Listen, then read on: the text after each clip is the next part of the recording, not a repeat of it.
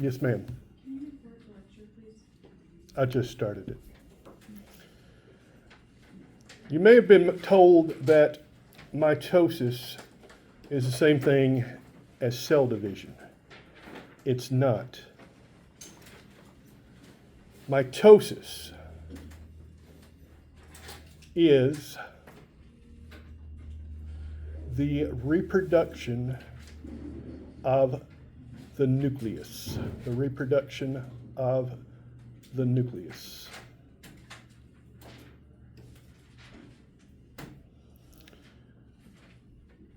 Generally, a separate procedure occurs at the same time or immediately after mitosis. That is called cytokinesis. Cytokinesis.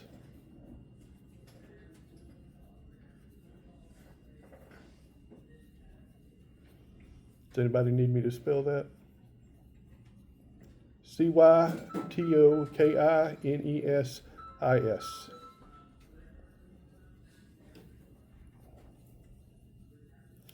That is the division of the cytoplasm. The division of the cytoplasm. When we talk about cellular division, we generally mean both of those occurring simultaneously. But it is not a requirement. Is everyone clear on that? Something that might surprise you, you can actually have a cell without a nucleus. You probably got several million of them circulating in your body right now, because red blood cells lose their nucleus as they differentiate. They lose their nucleus as they differentiate.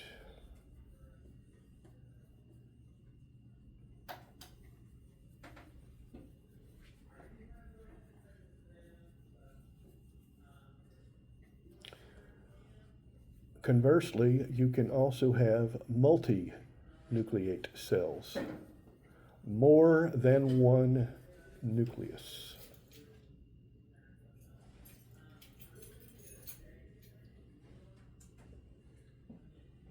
Best example of that, probably muscle cells in your body.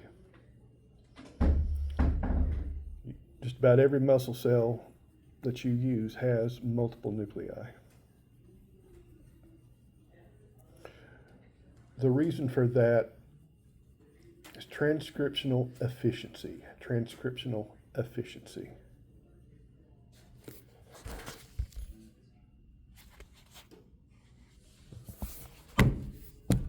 In other words, you can make more copies of a protein faster because you have more master copies to work from.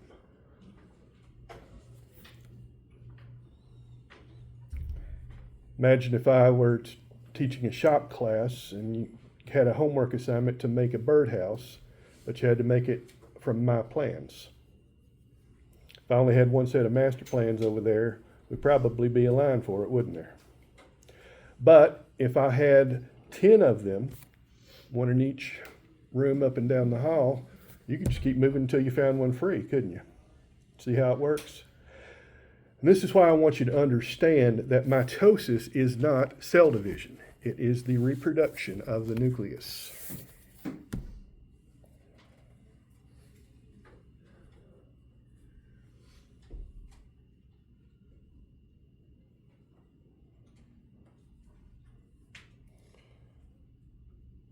Another thing to consider is, are you going to be focused on mitosis, or are you going to be focused on the cell as a whole? It really just comes down to interest and training. The first thing we're going to talk about is the cell as a whole. Just about every cell goes through the cell cycle.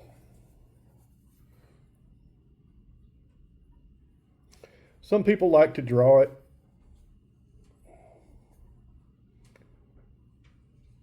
Others make a table. Still others just write it as an outline. It's whatever you want. It starts with what we call the G1 phase. That is a capital G with a subscript 1. That just means the growth phase. Growth. It's business as usual for the cell. How the cell just does business as usual. Some cells never leave the G1 phase.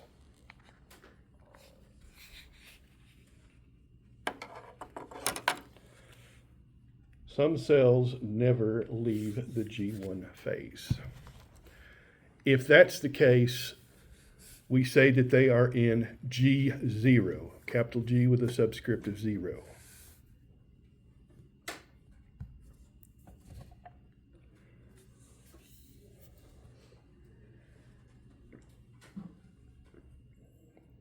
Those cells are highly specialized, and they never reproduce.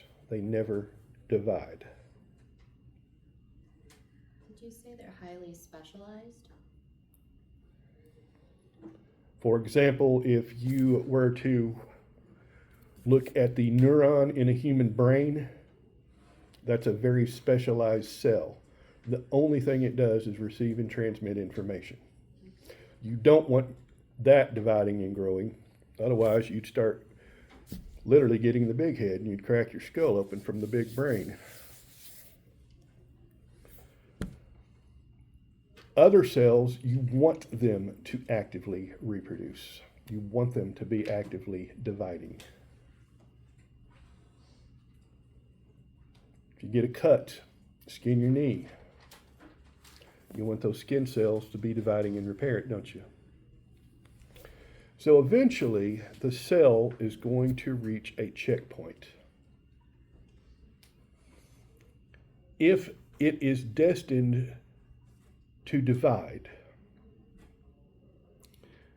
it will enter what we call the S phase. The letter S capitalized.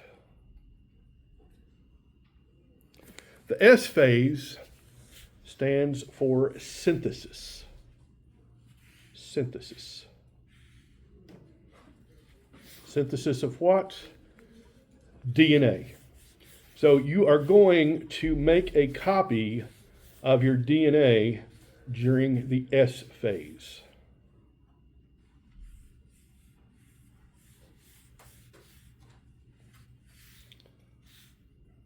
That process is called DNA replication. DNA replication.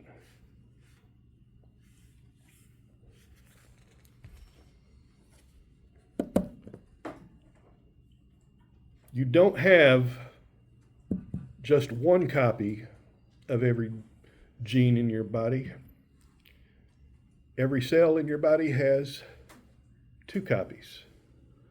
One from mom and one from dad. However, you still have to double the amount of DNA before you divide. And here's why. If I've got 1 copy from mom and 1 copy from dad, and the cell just divides, I only have 1 copy in each daughter cell, don't I? So here's the rule for mitosis. You have to double, then divide.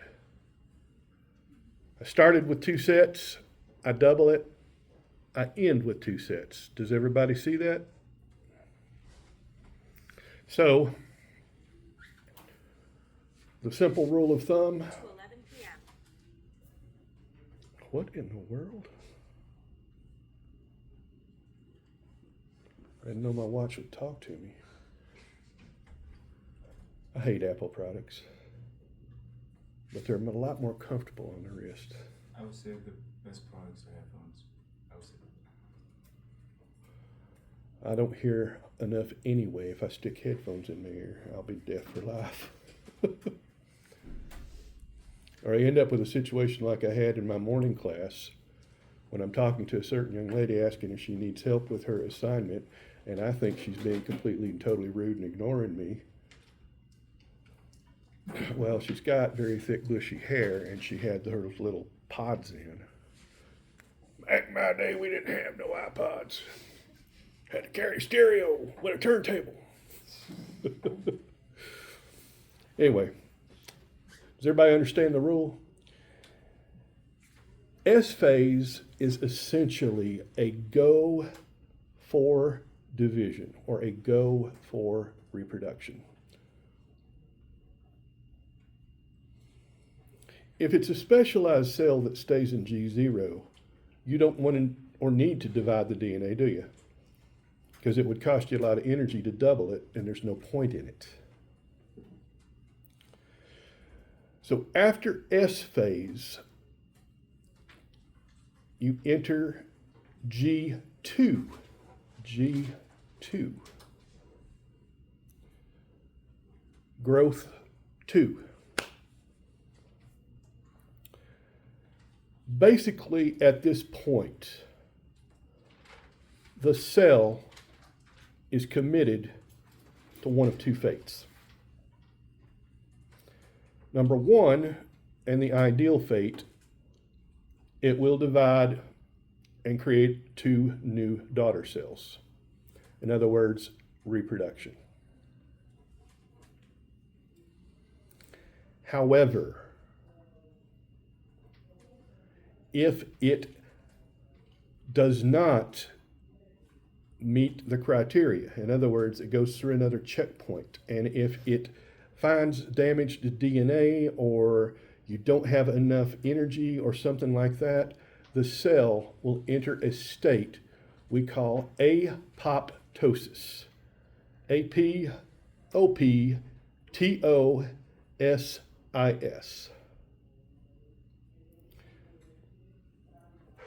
Apoptosis is essentially cell suicide. It kills itself.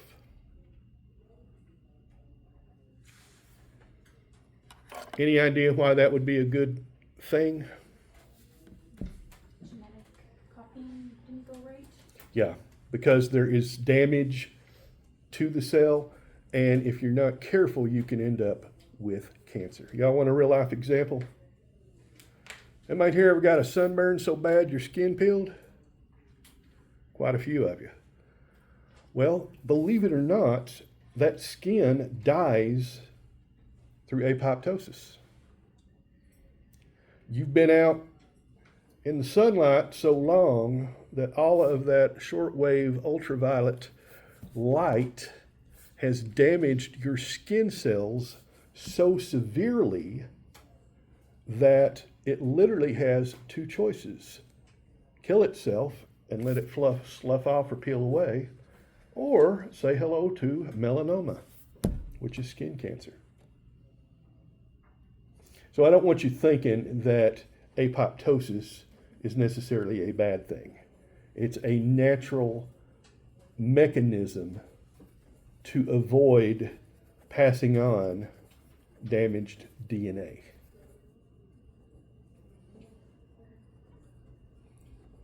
It is a good mechanism to avoid passing on damaged DNA.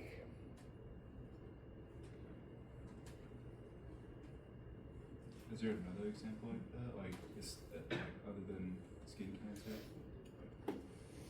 Or killing off? Is there another example of that?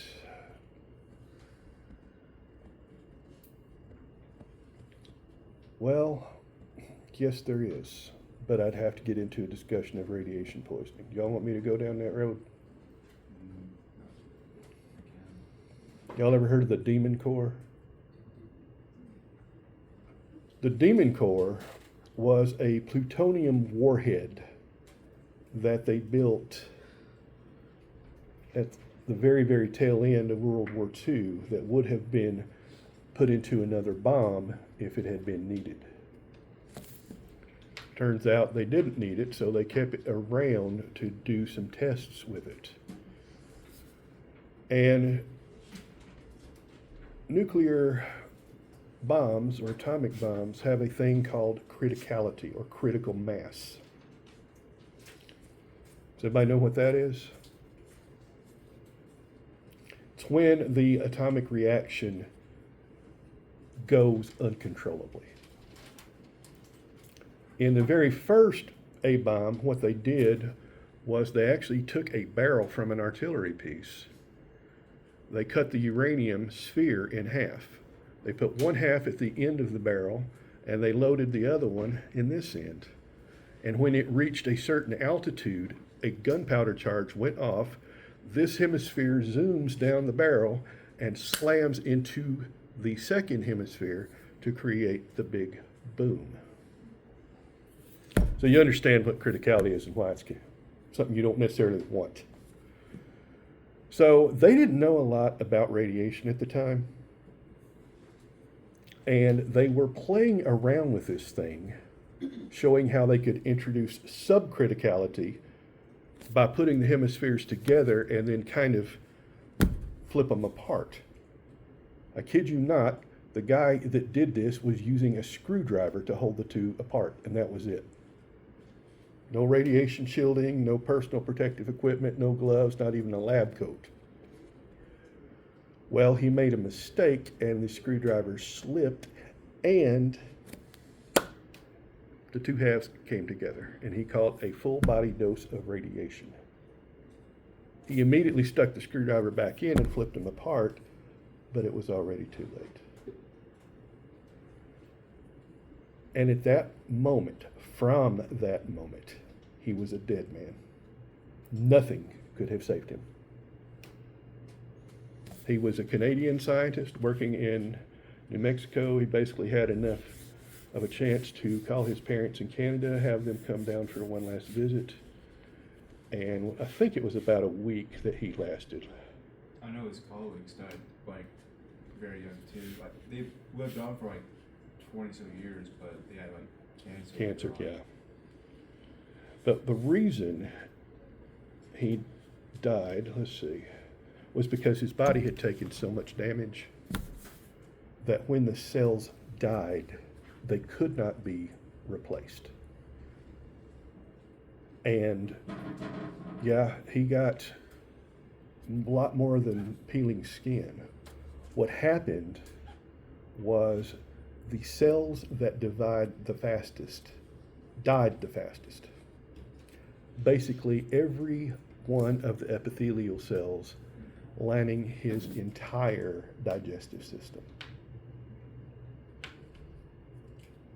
Think about the worst case of food poisoning you have ever had and multiply it by 10. So is that a good enough answer for you? Oh, that's a big one. Yeah, there are other things, but it's a survival mechanism, essentially. Your body can take so much damage, and then it tries to get rid of the damaged stuff, and if it's too much, you just die. And you got to be careful when you're working with radiation. I think back to when I was doing it. I worked with radioactive stuff about 30 years ago. And that was not too long after the Manhattan Project, just 50 years. But the safety protocols we had were crazy. I had to wear a badge on my lab coat. I had to wear double gloves, not just one pair, but two. So if I got a hole in one, I've got another one back. I worked behind a plexiglass shield. I had another radiation dosage monitor badge that was a ring. It was a little plastic ring, and I had to put one on each hand to measure the dosage my hands were getting. I was very, very careful with that. And despite all that, I ended up with a pair of radioactive shoes. Because one day Andrew was using the radioactive workstation, and he didn't bother to A, check for a spill, or B, clean up the spill that he made. Fortunately, I was checking afterward, and it was kind of scary because the Geiger counter it's like screaming behind the plexiglass shield. I pull it out, and it should go down to background. Y'all know what a Geiger counter is? It's a little instrument that measures radiation. Every time it detects radiation, it clicks. Tick, tick, tick, tick, tick, tick, tick, tick. And like I said, when he held it behind the screen, it sounded like it was screaming. That's how many clicks you were getting. But when you pull it back around, it should go down to tick, tick, tick, just the background. I pulled it back around and it was still going tick, tick, tick, tick, tick, tick, tick.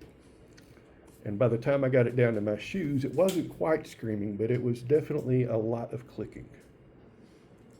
Turns out he and I both had gotten our shoes contaminated, but rather than check out and take care of it before he left the lab, he walked up and down the hall. I had to call institutional safety. They came over there. They tracked the radiation down to our office, over to the main lab, and back to the DNA lab. They ended up having to put down old wooden pallets on the hallway and then overlapped it with a rubber mat to block the radiation from where he had contaminated the concrete floor. Y'all want to know what happened to my shoes? You put them in your closet for like 3 or 4 months. Yeah. A lot better than sending them off to the radioactive waste dump. Y'all let me get off on these rabbit trails. Does everybody understand what apoptosis is? What it means? Again, not a bad thing. But assuming that the last checkpoint is good, then the cell is go for division. And that's where we enter the last part of the cell cycle, which is the M phase. M. Mitosis. And then just make sure this is after the G2 phase. Yes. I normally, whenever I'm trying to remember it, I literally draw a circle. About the 10:30 position, I put a little arrow pointing clockwise. And at the top, I write G sub 1. About the 1:30 position, I put another line. About the 4:30, I put another line, and I say S. Then I have G2, then M, and I'm back around. Where would G0 be on? Same as G1. Oh, okay. But instead of going down around the circle in the normal cycle, I draw it as an arrow coming out. You want me to put it up there? Yeah, I appreciate it. This might, for a visual learner, this might be a little better. I apologize in advance, I'm not much of an artist.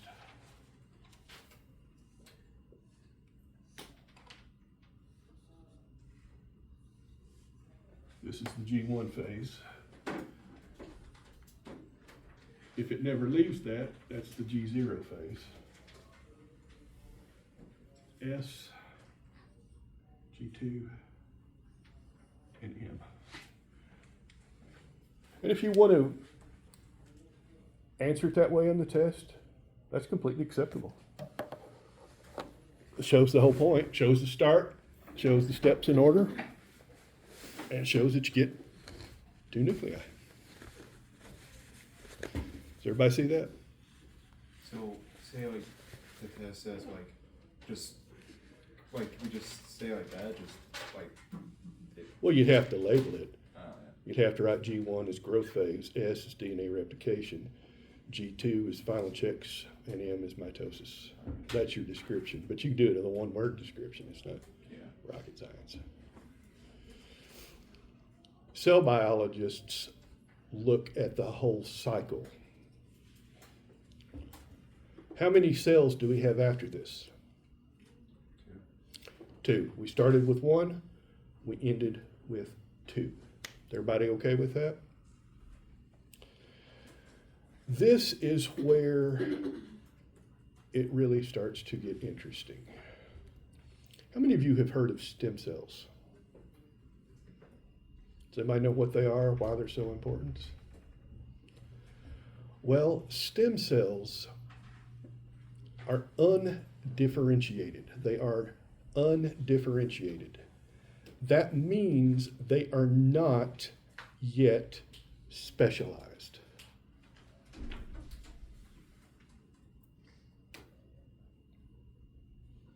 They're undifferentiated. There are 4 types. Let's just keep it at 3. We don't need to worry about unipotent.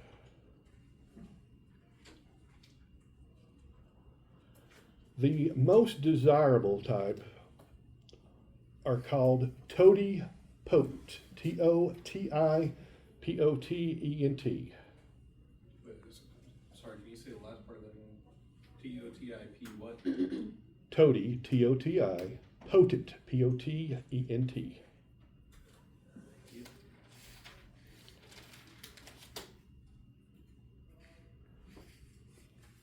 These essentially are embryos. They are embryos.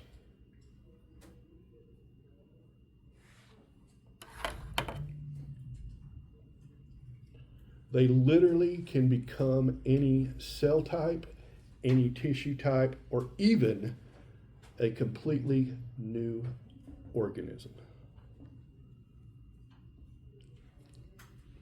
Yes, you could conceivably make a clone. How many of you are okay with human cloning?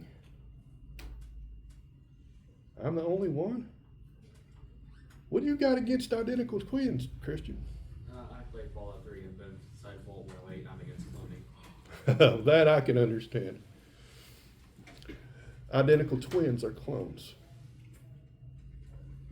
What happens in embryos, how many cells to start with? 2, but 1. 1. Believe it or not, you spent about 1/2 of an hour of your existence on Earth as a single cell. Pretty wild, isn't it? Then it divides into how many? Then 4, then 8, and so forth. However, if the embryo doesn't stick together after that first division, they separate, they are totipotent stem cells, so they can become identical twins. So, I know this, like, with like quadruplets, I notice people that have like more than one, like, kid. Is that the same thing? It's a statistical anomaly, but no, it has nothing to do with that. There are 2 types of twins, identical and fraternal. Fraternal mean you've got 2 sperm fertilizing 2 eggs. Identical, you have 1 sperm and 1 egg, and when the egg divides, and there have been cases of it where you have the embryo divides, then one of them divides again. What do you got then? Triplets. Identical triplets. Pretty wild, isn't it? I always like to ask people, well, what do you got against cloning? And they'll say it's unnatural or something like that. And I say, well, do you know any identical twins? They're clones. I think you see why those are so valuable, don't you? They can become anything.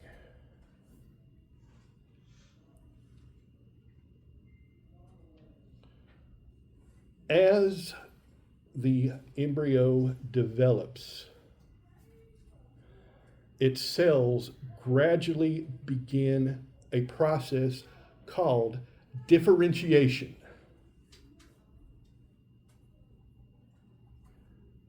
Differentiation.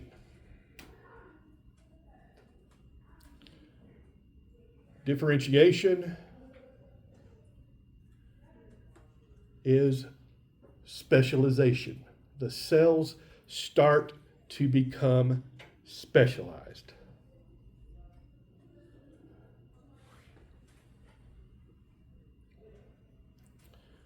To become specialized, a cell has to express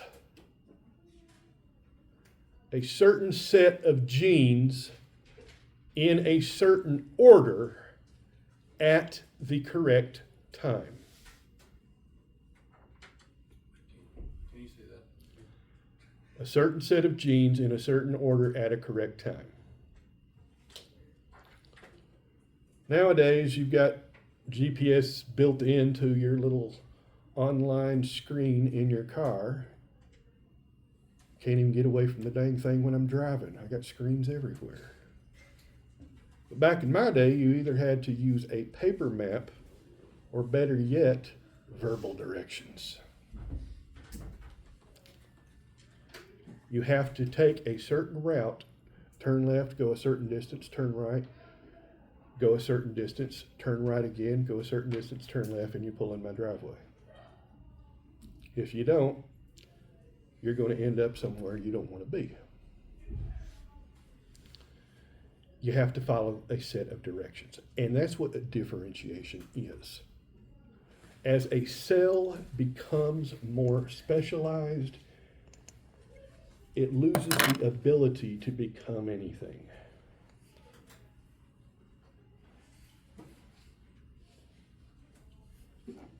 The more specialized the cell becomes, the more likely it loses its ability to become anything.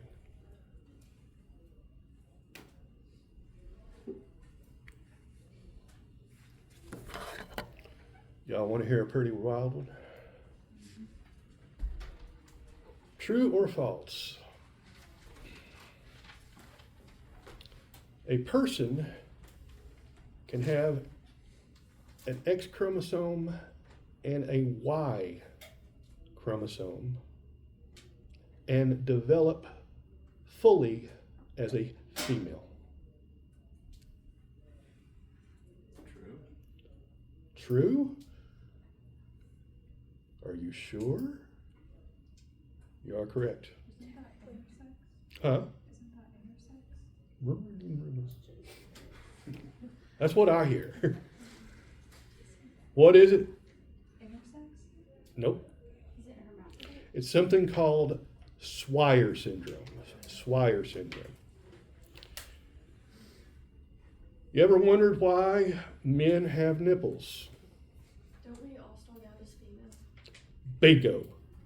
The default setting on every human embryo is female. There is a single gene on the Y chromosome called TDF, testes determining factor. That gene has to be expressed at the proper stage of development, and it's like throwing a switch. I know everything is automatic these days, but when the railroads first came into being, they had to have a man jump off the train and get out and physically throw the switch to change tracks. So let's say that I wanted to take you all down to visit me. The train is just over the hill here, the railroad. My house is not too far from it, and it's the same railroad that goes all the way between Cincinnati and Chattanooga, and it passes close to my house. But let's say that Case there decides he's going to prank the class, and we get down to Pine Knot, Kentucky, and instead of going south like we want to, he jumps off and throws the switch, and we start heading east. I wanted to go home. Instead, I've opened up there in Billyburg. Everybody see how that works? But here's the key. Genetic switches, once thrown, cannot be undone, generally. You generally, once you set that path, you are locked in. With Swyer syndrome, what happens is the TDF protein is not made at the correct time, so the switch never gets thrown.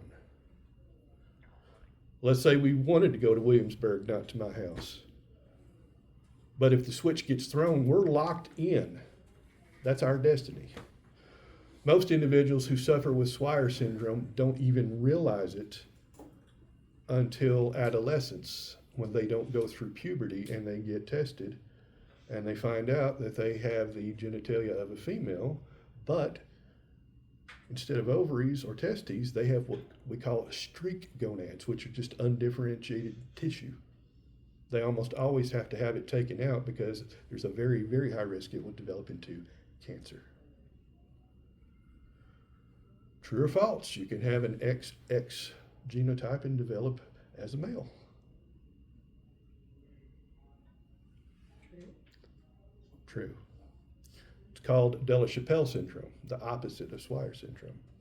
What happens, a little chunk of the Y chromosome gets relocated to an X. If it ends up in the right place, it's functional. It's pretty wild, isn't it? Yes, ma'am. What kind of like factors would make that happen? Would it be like environmental things to cause Yeah, that? a lot of this is environmental. We'll get more into that when we get to genetics. If you think I went on a rabbit trail a minute ago with the nuclear stuff, do not let me go off on genetics. We'll never come back. That's my area of expertise. I love genetics. Too much, probably. I have to remind myself that not everybody in my class has a PhD in it, and nor do you want it, especially in non-majors class when most of you don't even want to be here for science. There's about 2 or 3 of you that are always sitting back there on your phones texting, thinking, I don't see it. I do, but I leave you alone. So, yeah, don't let me go down that path. I was just about to ready to launch into something. So does everybody understand differentiation, what it is, how it occurs, what it means? Okay, so the second type of stem cell are called pluripotent. Pluripotent. Pluri. These can become any tissue type.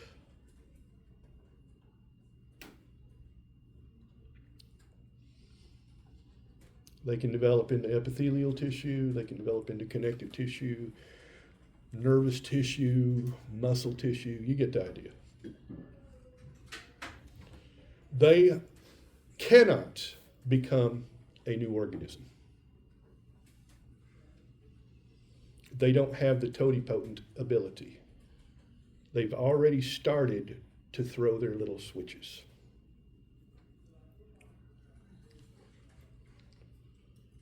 The third type are called multipotent.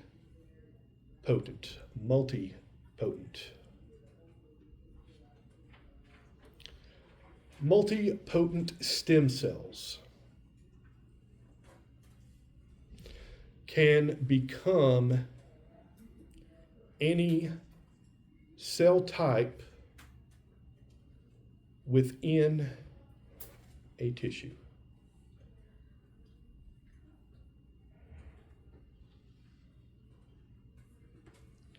So if you have a multipotent stem cell for muscles, for example, you cannot use that to make bone. It could become heart muscle cell, it could become smooth muscle lining your gut, it could become skeletal muscles giving you big guns, but it cannot become bone. It cannot grow a nerve. Does everybody see how this is working? And the fourth kind are called monopotent or unipotent. Monopotent or unipotent. They can only become one cell type.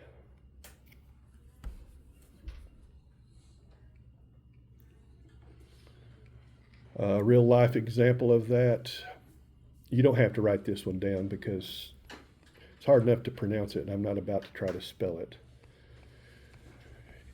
Bone marrow has what we call hematopoietic cells. They can become any type of blood cell. You need a platelet, no problem. You need a white blood cell, no problem. Red blood cell, no problem. So that's why we could donate it to anyone. Yeah, except, well, I'll get to that. It's genetics again. Y'all are just about determined to let me get off the track here. Anyway, back to hematopoietic cells. They can become any of the three types of blood cell, right? An erythropoietic cell can only give rise to red blood cells. If you need a white blood cell, it can't become one. It's a one-way process. As you specialize, you lose the ability to become other things. Is everybody clear on that? Okay, right along.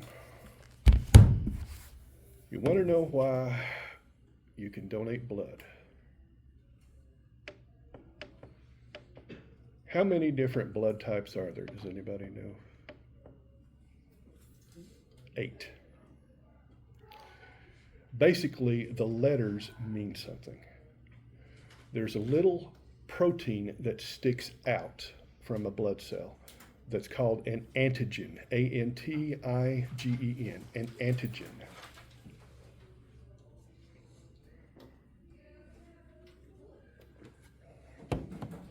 And it's like a recognition signal.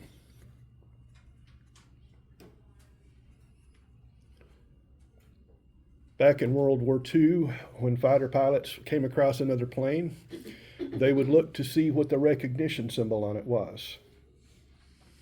So if you were an American, you had that big star with the 2 little bars coming out of it. The British had that target symbol. The Germans had the Iron Cross. The Japanese had the big red meatball. They would know whether or not it's on their team or the opposite team, whether or not you're in danger and you have to fight, or you can just, keep right on going. Your body's immune system is like that. It uses antigens as recognition. So if you have type A blood, that means you have the A antigen. That is belonging. If you have type B blood, you have the B antigen sticking out. So what would happen if you took somebody with type A, got their blood and injected it into somebody with type B? It would attack it. It would attack it and it would clump up. Because as soon as it's exposed to those B antigens, it's going to recognize that they are foreign, and it will start to produce antibodies against it. But if it is like O negative, could it I'm just- getting there, because I've got a good story about that. Y'all like my stories? Keep you awake? Well, what about somebody who has type AB? What antigens do they have? Both. So somebody with type AB blood does not make antibodies against other blood types. They are the universal acceptor. They can take blood from anybody. Pretty wild, isn't it? Now the plus or minus, that is an antigen called the RH factor. The RH factor, capital R, little h. It's more of a concern with pregnancy, where if a RH positive woman has a child or a fetus that is RH negative, that primes her immune system against it. So if she has a second child like that, it will actually get attacked by her immune system. They have a standard shot that they give every pregnant woman at birth now called Rogam that takes care of that. It's not as big a deal as it used to be, but it also affects compatibility. Somebody who is AB positive can basically have anybody's blood put into them, because they have all the antigens and none of the antibodies. Pretty wild, isn't it? Which brings us to type O. Type O blood does not have either antigen A or antigen B.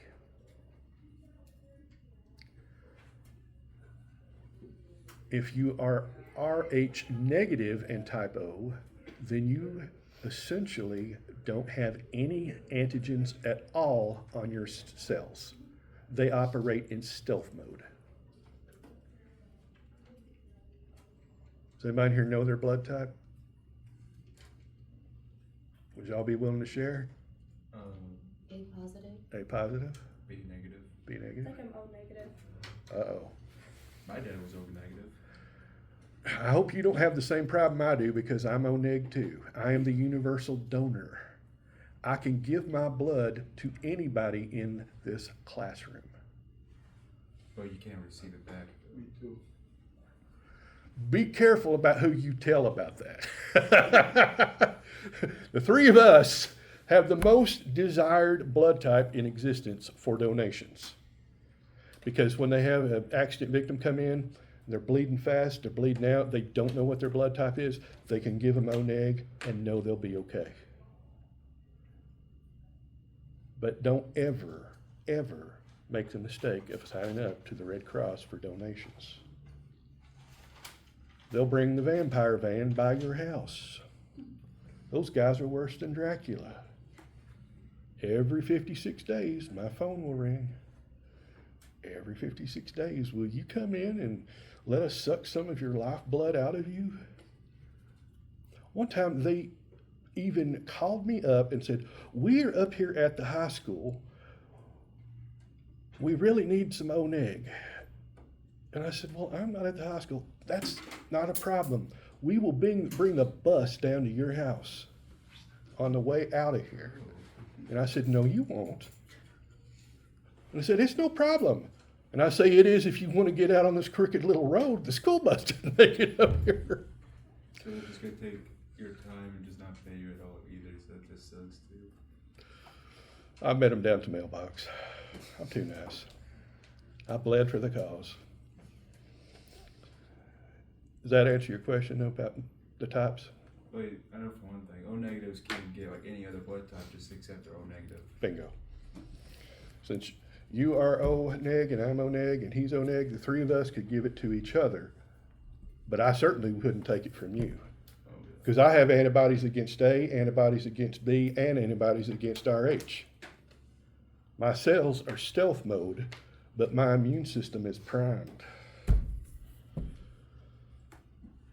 Not necessarily a good thing. Yes, ma'am. How is our blood type decided like how do you? Genetics. We'll get there soon. Don't worry. He wants to get into it, I know for a fact. No, it's not appropriate to talk about it now, and as much as I want to jump into orbit, I will refrain. Did I look that eager? What? Did I look that eager? Kinda did. A lot of it has to do with what you inherit. If your parents, like both my parents were O. Go figure. But that's the recessive. It's a case of one gene with multiple alleles, two of which are codominant, one of which is recessive to both of the codominants. And that's not including our H factor. You really want me to go there? Okay. Does everybody understand? What was I talking about? You got to type O, and then you got to. Oh, I got to the unipotent, right? Unipotent or monopotent. You can say either one. They're both correct. Why is it so important to have a stem cell? Because a stem cell can become something else. Generally, what happens when the stem cell divides, you start with how many cells? One. Everybody agree? You end with two. One of these daughter cells is going to go on and differentiate and become something else. The second daughter cell replaces the original cell because it's still a stem cell. Everybody see how that goes? There are two major exceptions to what I'm about to tell you. Most cells will eventually die.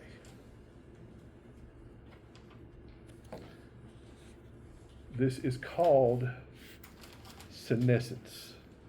Senescence.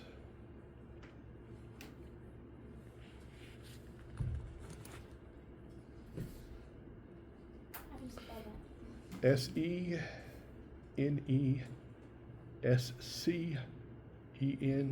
Senescence.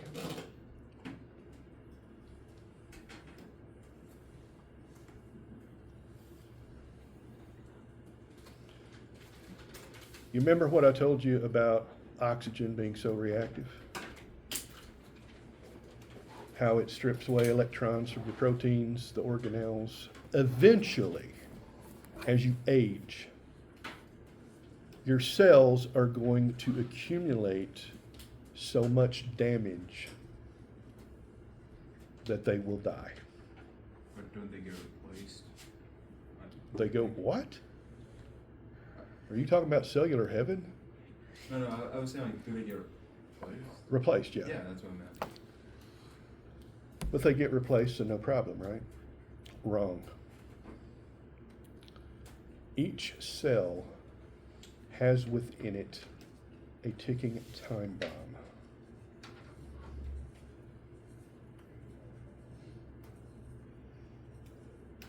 It can only divide a certain number of times. This is called the Hayflick limit. The Hayflick limit.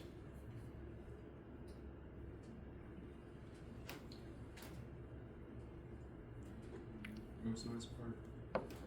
Limit. Imagine you've got a counter that starts high and counts down. Every time you divide, you take one tick off the clock. When it reaches 0, the cell cannot reproduce. There's a reason for that, and it has to do with a chromosome.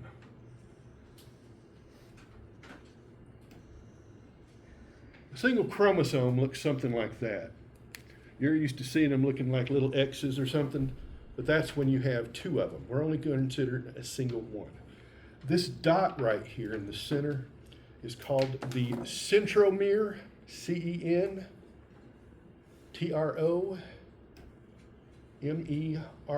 the centromere, the center.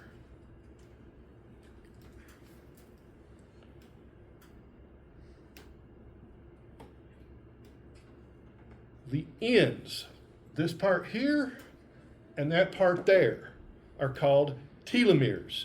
Telomere, telomeres. The telomeres are essentially junk DNA covered by a protein cap.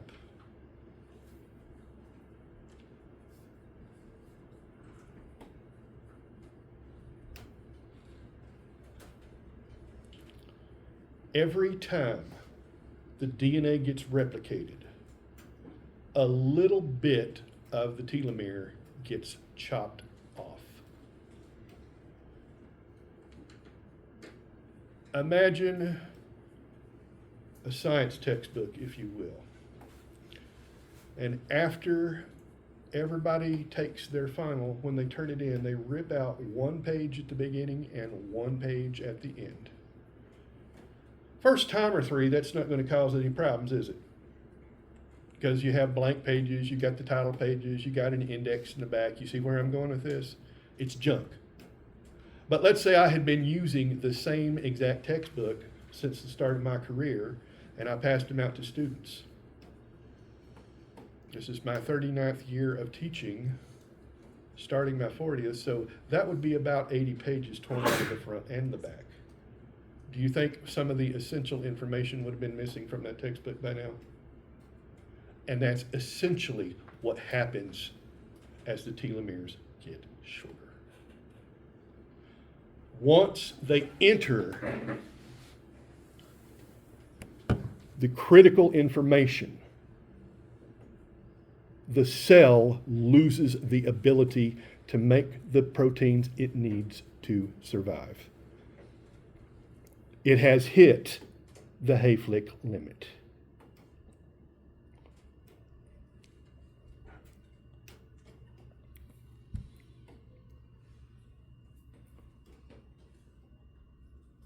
The Hayflick limit for humans on average is about 50.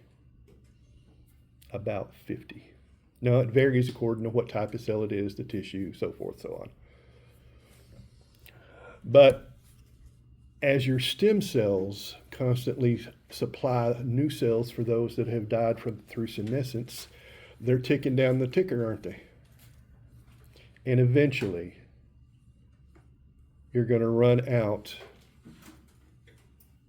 of the stem cells you need to replenish the ones that are lost.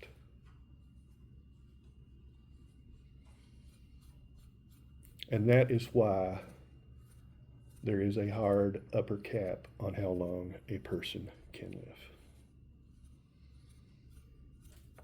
Everybody clear on that?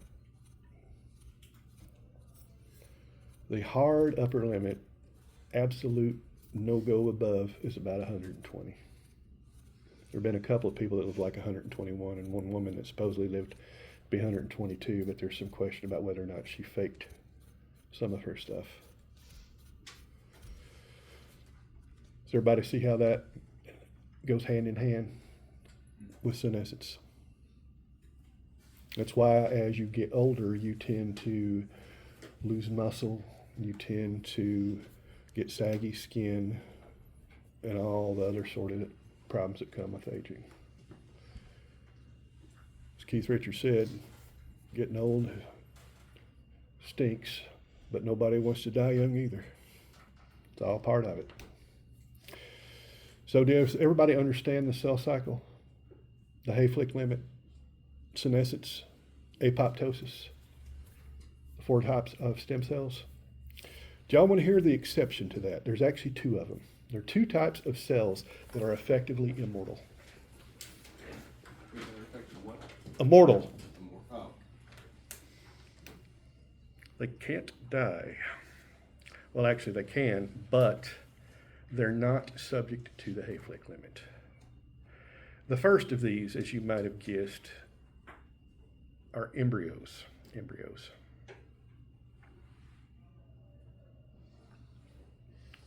Embryos have a special enzyme called telomerase.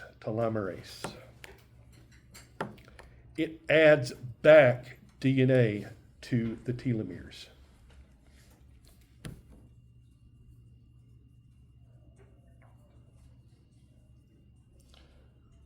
So as long as the telomerase is active, the cell can effectively live forever, as long as it's got nutrients. There's another exception to this rule besides embryos. Does anybody know what it is? Is it the jellyfish? Nope.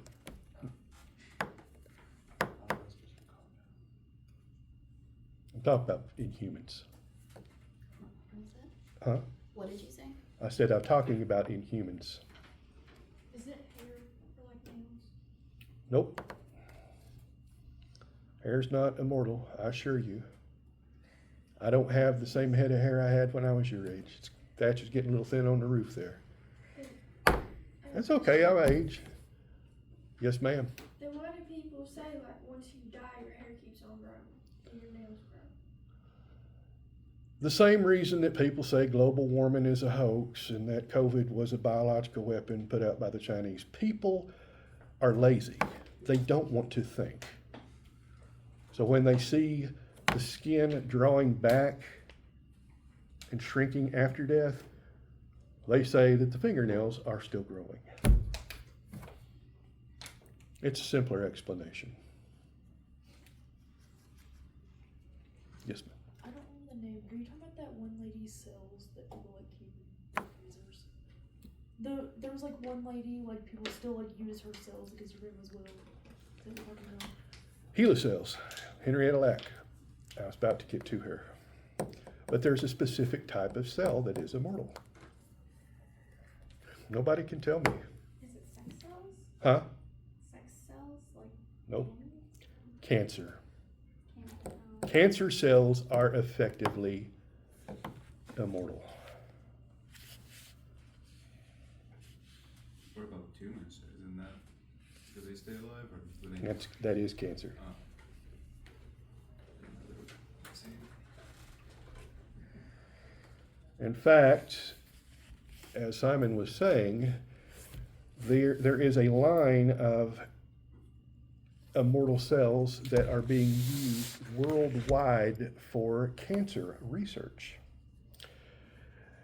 Is one of the worst stories in medical history. Y'all want to hear it? Young woman in mid 20th century, name of Henrietta Lacks, Lacks. Miss Lacks lived in Baltimore, and she was a young African American woman, not too affluent, not too well off financially.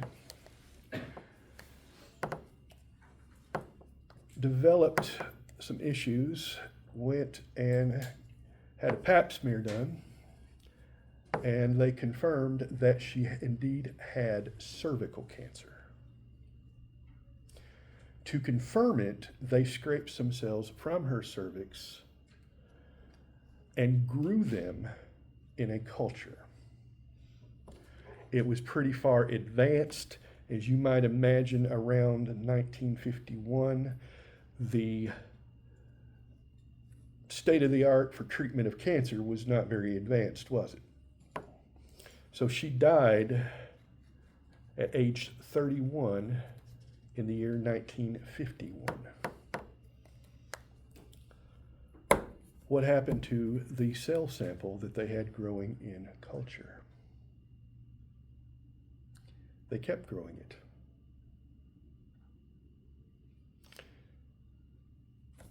I've been a cancer researcher for years and years. You train underneath me.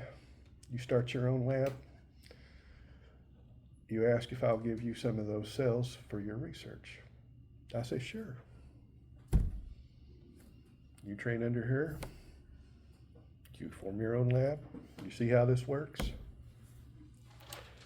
And it wasn't until the late 80s or early 90s, I don't remember, I hadn't planned on talking about this, I'm trying to go off memory here.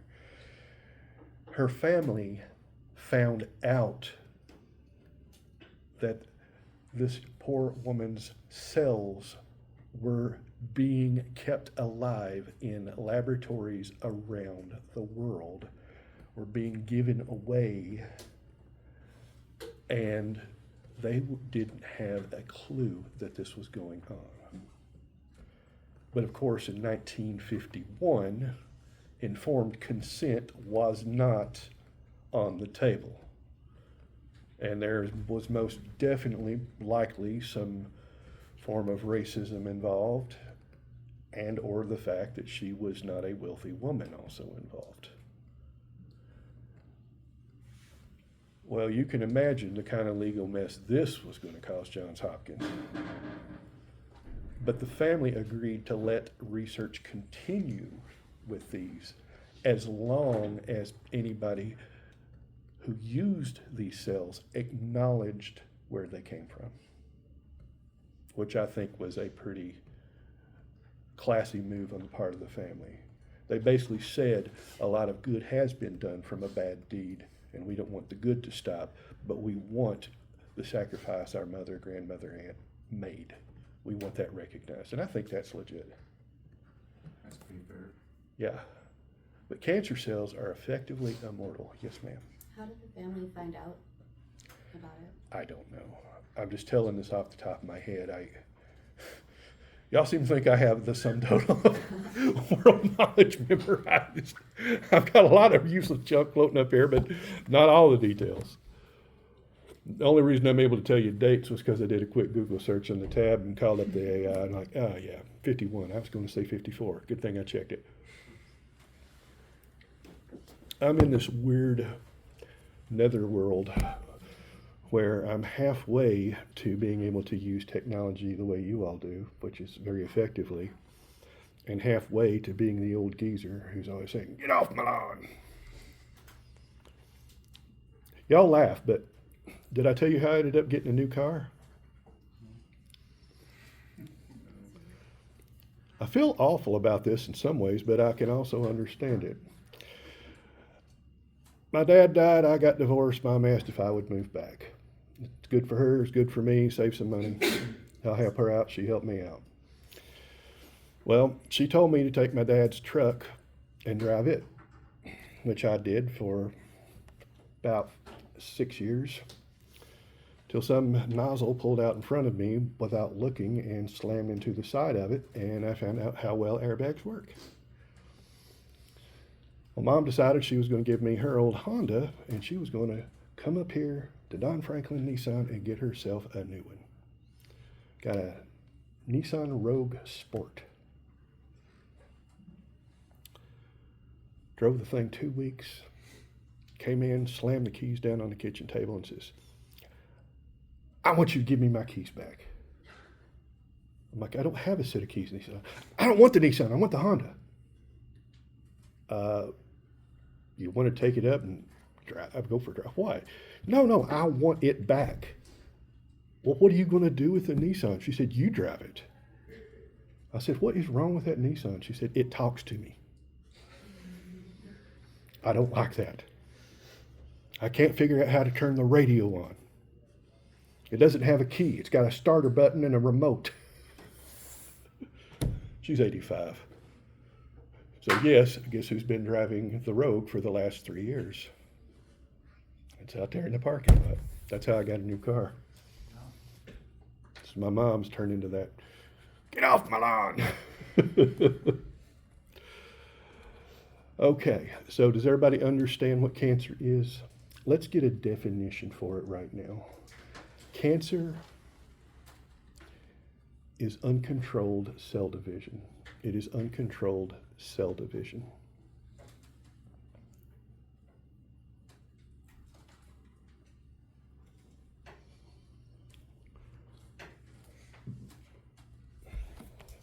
I do like to go a little faster than I should go at times. It's a good thing we got the accelerator then, right? We want to speed up sometimes, but sometimes we need to slow down, like when people pull out in front of you and you don't want to test your airbags. The reason I bring this up is because on occasion you wound yourself or you get wounded, right? You trip and fall, you get an abrasion, you skin it. Knife slips when you're cutting something, you get a cut. You want to be able to turn cell division on to repair the damage. That is called healing. But once it's healed, do you want it to keep dividing? No, because at that point, you don't have a way to stop it. Cancer is like pushing the pedal to the metal and locking it there. The cells start to divide as fast as they can, and essentially, they don't stop.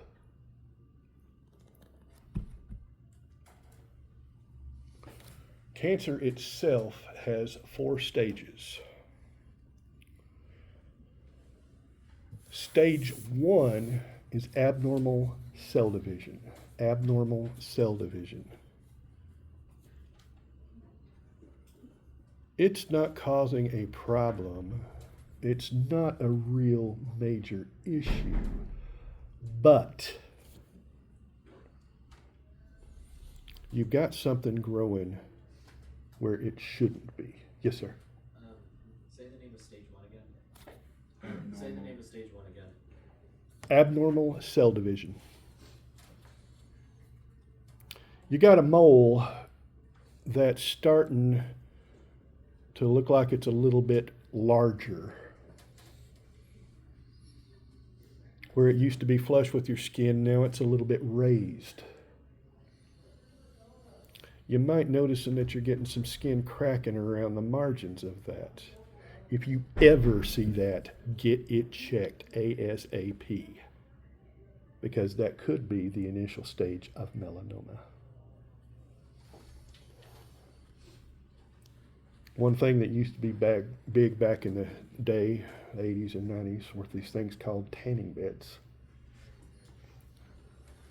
where people would go in and willingly expose themselves to pure shortwave ultraviolet radiation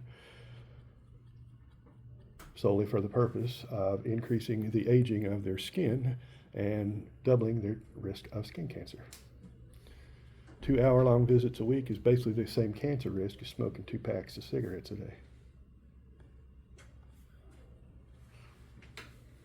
I'm glad I haven't gone back to see some of those people that I knew that did the tanning bed. I bet they look like, their skin probably looks like boot leather. Did I ever tell you about the time I got shortwave ultraviolet radiation exposed to? And I wasn't wearing the face shield, and I had the reverse raccoon eyes. I probably doubled my cancer risk at one time. Science is deadly.